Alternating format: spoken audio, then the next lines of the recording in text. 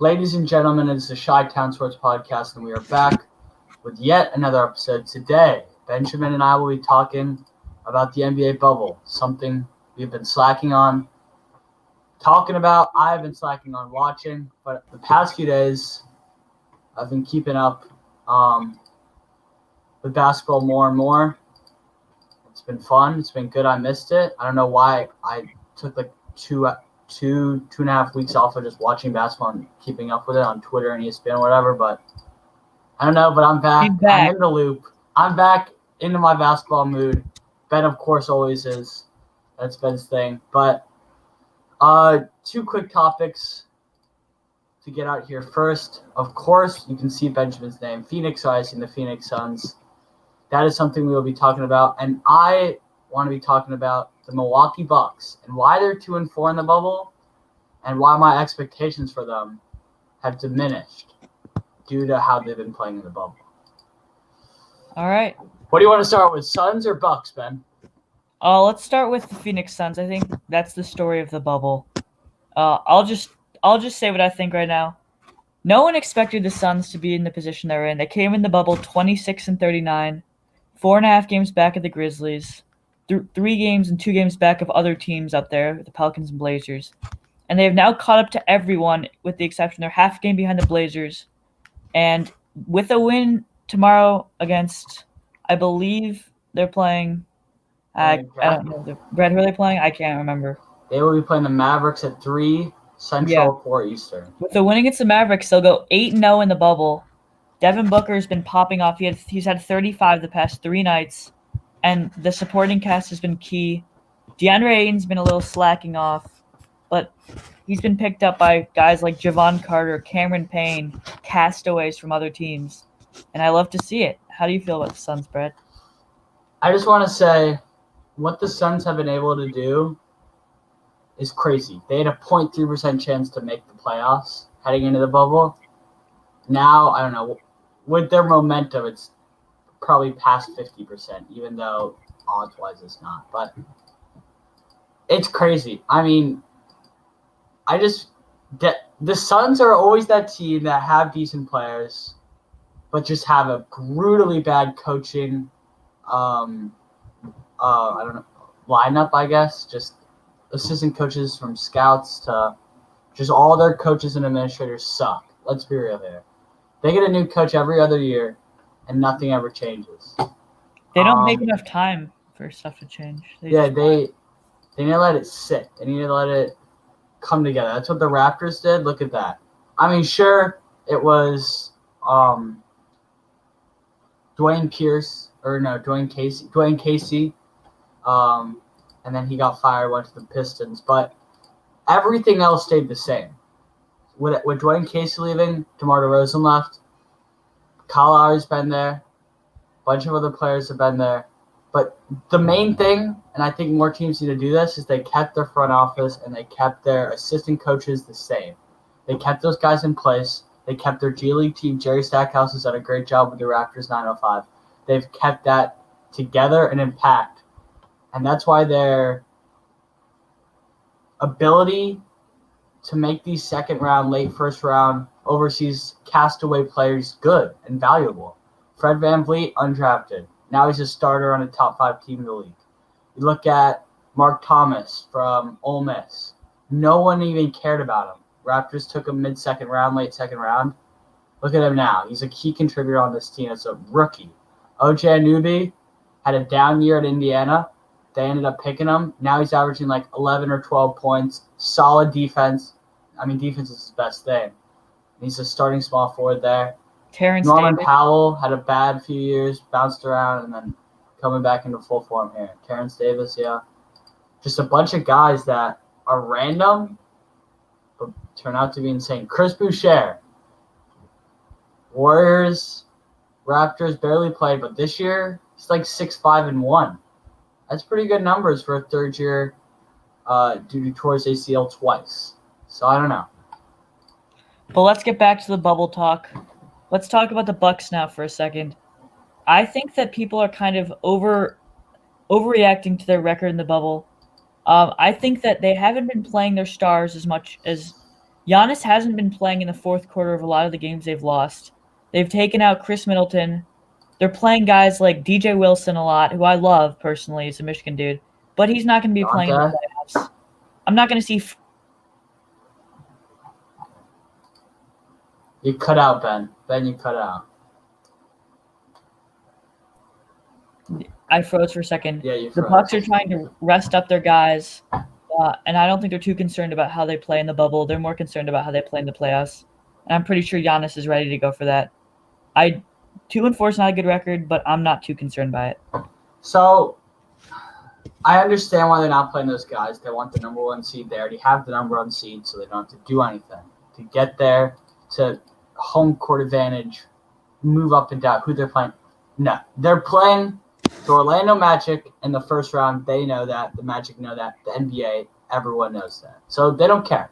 They're going to play their reserves. They're going to rest Giannis, Chris Middleton, not as many minutes for Eric Bledsoe, Brook Lopez, etc.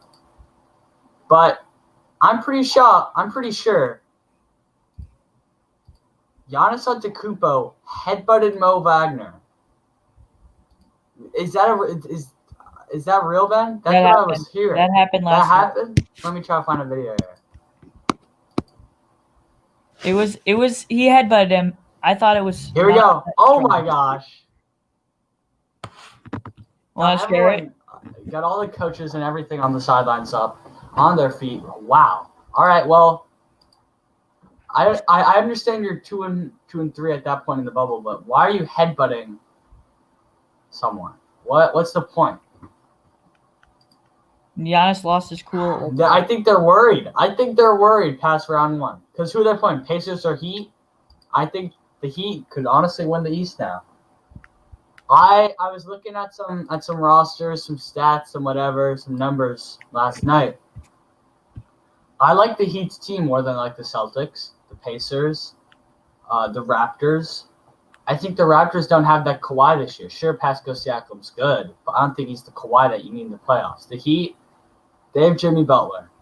I think Jimmy Butler in the playoffs is better than Pascal. You don't think? I never saw it in Chicago. Okay, well, he was also young. He's in his prime now. I don't know. You can say what you want about that.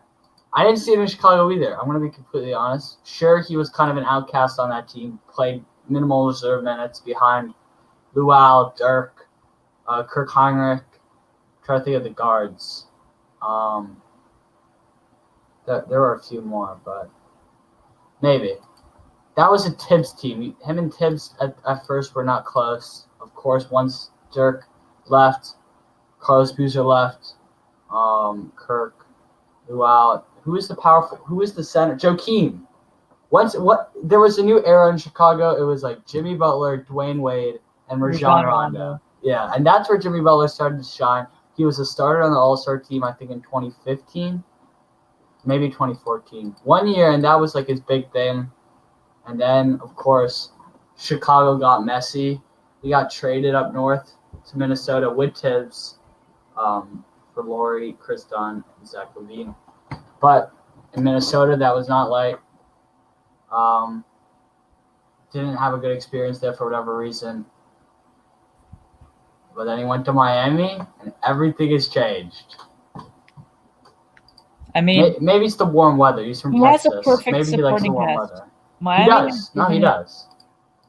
He has guys that he can pass to: Duncan, Tyler Hero, Kendrick Nunn, Bam Adebayo is a Goran great. Dragic is a great assist guy as well. Yeah. You want a point guard like that on your team, no doubt. And him being older just gives him even more veteran leadership. But let's talk about predictions really quickly, Ben. I know you had the Lakers winning it all. The viewers and I had you changed your pick? I've been very concerned by what I've been seeing from the Lakers. I'm not going to change my pick. I haven't. Were you not watching TNT with me the other night? They won that game on a last-second shot. On a last-second Okay, shot. well, the Nuggets were playing all their guys except for Gary Harris because he's hurt. But the Nuggets were full force, wanting to move up in the Lakers seeding. have had the worst offense. The Lakers have been trying out different guys in different spots. They had that one seed. They don't need to worry about where they're going. They're trying out different. That's what I said with the Bucks. All right, but the Lakers have a better record than the Bucks in the bubble. All I'll say, Ben, I still like the Lakers winning it all. But instead of the Lakers playing the Bucks in the finals, I had the Lakers playing the Heat. Yes, a 4 seed goes the distance to the NBA Finals, does not win more than 2 or 3 games, but at least makes it to the finals. I think this is a Lakers win all over it. I don't know how any other way it's going to happen. It could happen, but I'm so set on the Lakers winning it all. Let me say something. The Heat, I love the Heat as a team. I think that they are well coached. They're deep. They have good stars. They're a team that's built for the playoffs. But they haven't been overwhelming in the bubble. They're 3-3 right now. The team that's been the most overwhelming in the bubble this so far, other than of course the Suns and the Spurs, the Toronto Raptors have gone 5-1 and have really made easy work out of a lot of good teams. Easily beating the Lakers by 15, kind of beating the Grizzlies by 9, beating the Bucks by 8. I mean, they're playing good teams. They're winning. They beat the Heat. They beat the Heat, and the Heat had all their guys. So I like the Raptors right now in the East. I'm not saying they're going to make it out of the East, but I'm saying that I think that they're the scariest looking team right now. Hey, the Raptors are good. I'm not gonna debate that. Ben, you froze yet again. Wi-Fi is probably bugging up, and it's had some power issues as well. That's why we've not had a podcast in the last few days. Ben, it's okay. You're back. I'm back. You're good. All right. We're Now good you're blurry. Very, very blurry. There we go. Okay, we're good. We're good. Ben, All right. any topic you want to discuss now? Well, there's still.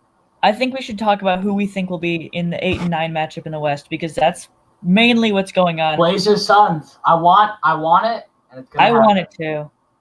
You gotta Damian Lillard, 51 points, and then follows up with a 61 The Grizzlies have to point lose to the Bucks, though. The Bucks have bomb. to beat the Grizzlies. If the Bucks play their guys, I really hope the Bucks play Tomorrow their guys. afternoon, Ben, will Or be tomorrow. very interesting. We gotta watch all those games. It goes Suns, Mavericks, Grizzlies, Bucks, Spurs, Nuggets, Spurs. I can look. I'm pretty excited. Spurs, Jazz. Oh, that's hard. That's really hard. Spurs, Jazz, and then Blazers. Oh my goodness. Blazers versus the Nets. Hey, it's looking good for the Grizzlies and the Suns. I'll say that. And the Trailblazers. The Grizzlies just need to get a win. They're 1-6 in the bubble. If they can get one more win, they make it. So Any teams that have gone 0-6, 0-7 then? the Wizards have. That was not unexpected though. They had lost their 2 best players already. So they were just kind of trying out new guys. But the Nets have been amazing. Yeah. I just want to give praise to the Nets real quick. Fired their coach Kenny Atkinson right before the COVID lockdown happened. And with the new coach Jack Vaughn and a bunch of new players, they're missing Spencer Dinwiddie, Taurean Prince, Wilson Chandler, DeAndre Jordan. They're starting guys like Chris Chiozza, a Florida guy, who's been Florida really point guard, good. legendary point guard. So 4-2, they've beaten the Clippers. They've really been great. And I just want to give them props. I know they're not going to make it out of the first round, but they've done a great job. So, Ben, did you hear? August 31st. That is 2.5 weeks away. We'll be able. This will be in the second round, going into the second round of the playoffs. Family and close personal friends can join these guys in the bubble. Is that cool or what? It's a big deal. So that is a big deal. Players will definitely be excited for that. They haven't seen their family in nearly 2 months or 1 month. When was it? Mid-July they went in? Mid-July. So it'll be a month and a half that they haven't seen their family. A long time. What do you think about that? Do you think it's safe? I think it's safe. They get tested every other day. They'll quarantine. I love the idea of players being able to see their families, but what the NBA is doing right now is it's been so good. It's gone so well. 0 tests. I really hope that there's not an outbreak. But they told these players that if everything goes well, if you guys keep your masks on, if you get all these negative tests. I don't think one player has tested positive. No. It's incredible that It you will be able to have your family and close friends come in the second round of the playoffs. They told them that going, and I remember reading about it. It's happening. It's coming into fruition. Well, they're going to have to test all the family then. They will. Because you really don't want to have any outbreaks happening during the playoffs. That would really. I mean, there'll be some family or friend that has COVID and goes there and whatever. But really quickly, we have 3 days left of bubble basketball until the playoffs in the bubble, regular season bubble basketball. Ben, what are your thoughts on the bubble so far? Overall, especially the games, the arena, the broadcasting, how has it gone? What are your thoughts, and what do you think the bubble will come back for the 2020-2021 So- NBA season? I think this NBA bubble has been ridiculously good. They've I done a agree. great job. They've made it entertaining. They've had the fans, even if not really there. They had them on the virtual screen up there. They have good noise. There's good energy. The players seem to be enjoying themselves, and I think the broadcasters have enjoyed it as much as they could have. Obviously, having fans is so much better than not having fans.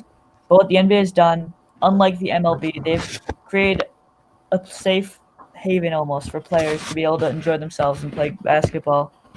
And when their families get down there, I'm pretty sure it's going to be a good time.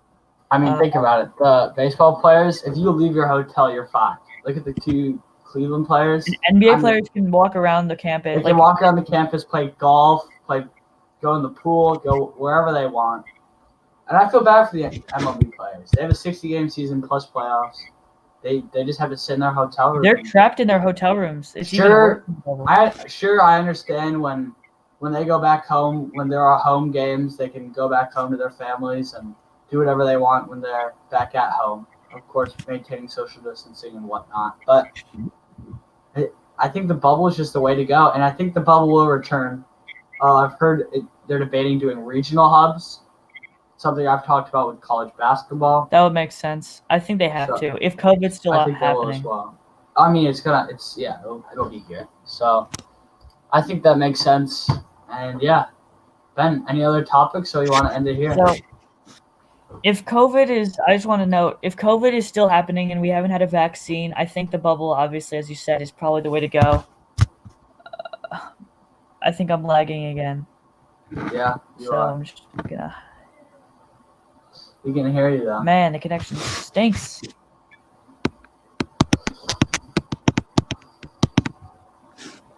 All right, am I There we back? go, you're back. Yes, you are back. Okay, my connection's been bad. I think obviously, as I was saying, if COVID's still around when the next season comes up, I think this bubble thing is a really good way to get the season underway, and I think that what you said is correct. And I hope the MLB looks at this and potentially thinks about doing it next year. So I think they will. yeah, It's gonna be hard for the NFL, for those teams, bigger teams, but basketball wise, for sure, you can definitely do it. I think it's worked phenomenally. I think the players don't want to sit in their sim. I think they want to go somewhere else. I think as fans, I think it'd be cool to see the Bulls be playing and staying in Milwaukee. To see the Thunder to be playing in Salt Lake City. To see the Lakers playing in Sacramento. I don't know, just staying somewhere different. The Disney, ESPN, NBA connection, of course, is phenomenal. I mean, they're all together. Sure, the NBA isn't an official Disney thing, but let's be real here. ESPN and NBA, Disney, ESPN, it just comes together perfectly. So I think the first bubble being in Orlando is perfect. You have the connections. You have the facility. Oh, we lost Ben. Uh-oh. Let me check my phone here.